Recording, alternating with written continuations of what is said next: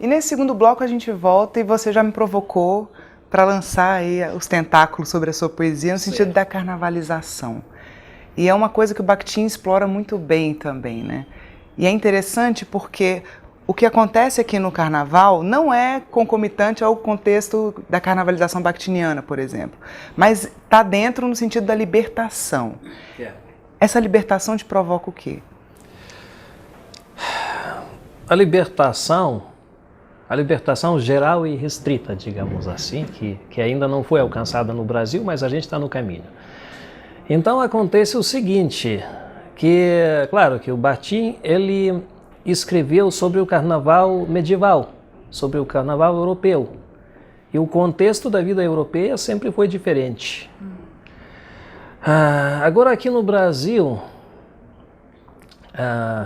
o carnaval é algo que me parece aquelas Saturnálias romanas, também que com o meu conhecimento, meu interesse pela antiguidade clássica, que eu me relembro aquela festa que quando os escravos se misturavam com os donos, quando os escravos e os senhores se sentavam à mesma mesa, tomavam do mesmo vinho e conversavam de igual para igual, que na vida cotidiana da Roma antiga isso era absolutamente impossível.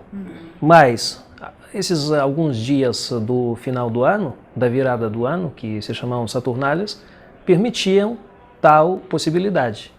A mesma coisa, claro que, dadas as respectivas condições históricas, sociais, a mesma coisa acontece no Brasil. E no Brasil, você pode ser milionário, ou você pode ser um morador de rua, mas você se contagia do mesmo jeito, com essa energia vital, que para mim não é apenas uma energia festiva, não é apenas pular o carnaval. É se libertar por dentro, é botar para fora seu lado nativo, seu lado primitivo.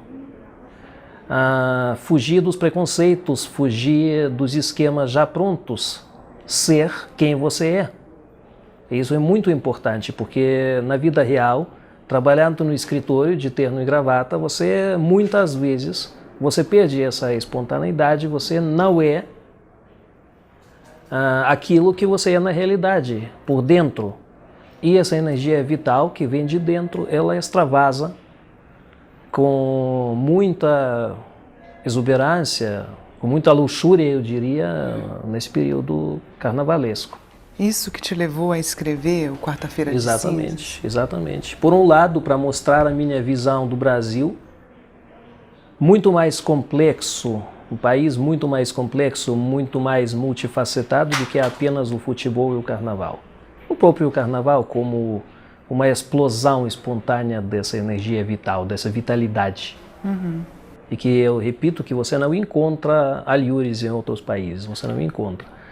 Por outro lado, talvez para esconjurar meus próprios demônios, para botar para fora o que eu mesmo tenho por dentro, para ser, pelo menos na minha poesia, para ser quem eu sou na realidade. A poesia também serve para isso, né? É claro que poesia é uma forma de viver que às vezes você ultrapassa a própria vida, que até ultrapassa os limites da própria vida. Que o modo de viver é lúdico, o modo de viver é irônico, o modo de viver é tido como uma brincadeira, com uma festa mesmo, com uma festa. As festas podem ser alegres, podem ser tristes, porque o carnaval, como nos fala, por exemplo, Manuel Bandeira, que o carnaval não só é alegria, é tristeza também, mas tanto a alegria quanto a tristeza fazem parte da vida humana, que é a vida humana. E você escolhe como título o último dia. A Quarta-feira de Cinzas, ou seja, a ressaca. A ressaca, e eu mostro dois lados do carnaval, é a rainha da bateria, que está descansando, que está dormindo nessa manhã da Quarta-feira de Cinzas, e por outro lado o gari, que está trabalhando, que precisa trabalhar. Temos que fazer alguma coisa para que a realidade se pareça mais com o carnaval, para que a realidade seja festiva, seja bonita, seja inspiradora. E ele faz sua parte. Ele varre aquela rua que já tomada de carros, já superlotada, já muito animada, e pensa nisso, que alguma coisa tem que ser feita. Então, eu escrevo sobre isso. E como organizar, por exemplo, para você introduzir esse capítulo, onde você traz os haikais? Como que você pensou essa organização, assim? Porque é incrível, né? De repente você termina o Quarta-feira de Cinzas. E outra coisa que me chamou muita atenção também é a forma como você trabalha a métrica. A gente falou sobre isso no primeiro bloco também. Isso. Mas essa visão que você tem da divisão das... É pós-moderno, tá até dito aqui que é pós-moderno. É pós-moderno, sem sombra de dúvidas. Eu acho que no mundo de hoje, no mundo completamente globalizado, no mundo muito rápido, muito moderno, onde todos os dias acontece alguma coisa, você não pode continuar se prendendo aos velhos estereótipos, inclusive na poesia. Ou seja, quando eu faço haikai, eu posso errar de forma, eu não conto essas sílabas. Quando eu faço o soneto, o pessoal diz que é um soneto esdrúxulo.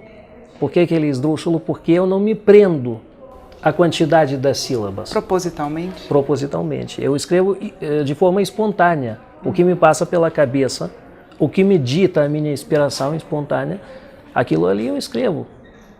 E quanto aos haikais, é outro lado da minha inspiração. Por um lado, poemas grandes, extensos, que eu escrevo devagar, desenvolvendo pouco a pouco. Por outro lado, poemas curtos, minimalistas, para capturar realmente um pensamento qualquer, uma ideia qualquer, e expressar dessa maneira concisa, lacônica, eu diria. Esses 100 haikais foram produzidos para cá, ou você tem muitos haikais, você selecionou 100 que você queria que compôsse a obra? Não, na verdade, foi um período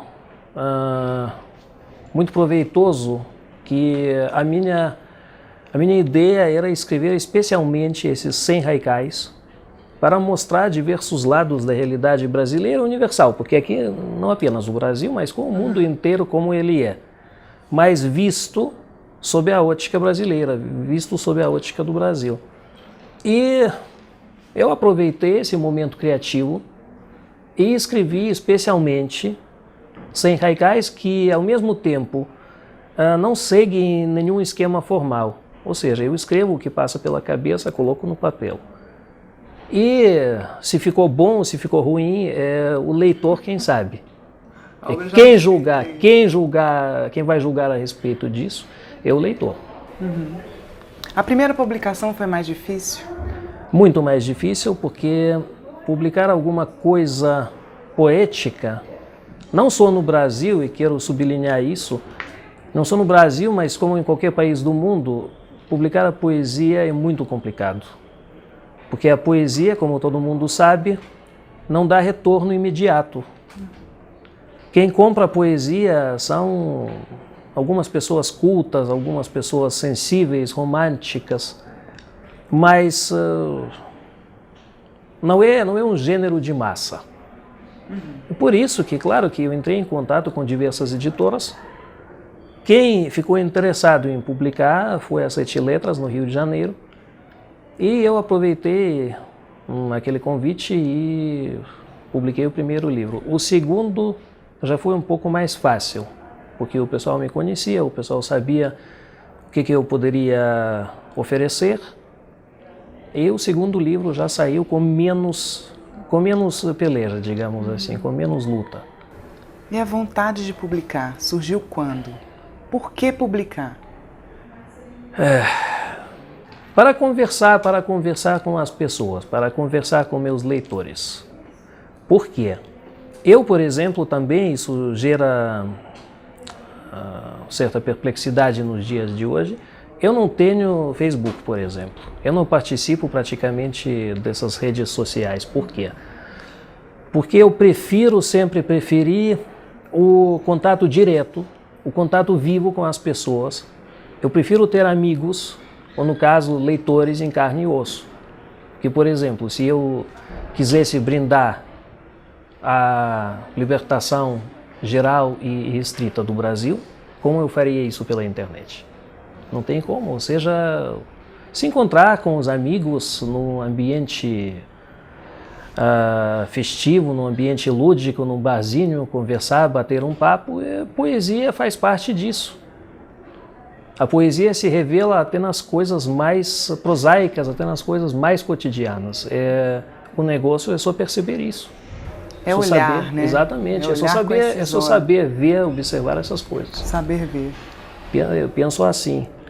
E por isso que eu decidi publicar meus poemas, porque que adianta guardá-los numa gaveta, num armário? Isso não faz sentido. A poesia, mesmo que seja lida pouco, mas ela precisa ser lida, ela precisa sair da clandestinidade. Sair da clandestinidade. Exatamente. Muito lindo. E a coragem de traduzir?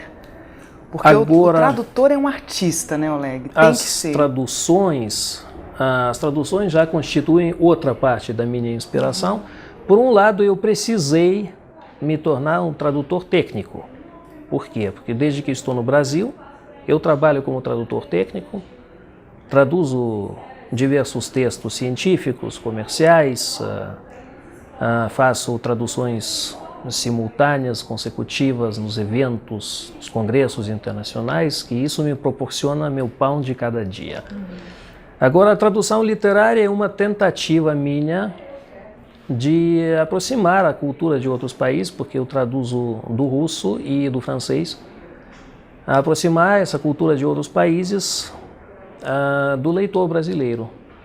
Porque tem muitas traduções, mas isso não significa, a quantidade não significa a qualidade.